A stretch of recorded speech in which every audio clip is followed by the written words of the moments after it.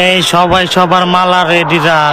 দীর্ঘ 1 মাস পর আমাদের সর্দার জেল থেকে ছাড়া পাইছে। সর্দার, এই নেন টাটকা গাঁদা ফুলের মালা।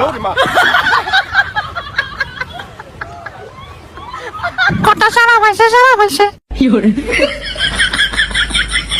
রে দীর্ঘ 1 মাস পর বাথরুমেতে সারা পাইছি। দেশের কি অবস্থা? সর্দার, কিছুদিন আমগো যা কষ্ট হয়েছে, মানুষ রোজাই ছাড়ে না, নামাজই ছাড়ে না, কিন্তু কিছুদিন যাওয়ার পরে সব এখন আমাদের কন্ট্রোলে। কর্তা, আমি কথা কইছে আপনার টেকনিক অবলম্বন করছি পরে কিছু মানুষ আমগর দলে আর কিছু মানুষ এখন ইসলামের পথে। হুজুর, এখন আর আমাদের কোনো ভয় নাই। যেগুলো নামাজি আছে সবগুলারে বেনামাজি বানাই দিব। দীর্ঘ 1 মাস পর আমি বাথরুমেতে বাড়িছি। আমার কি লাগছে?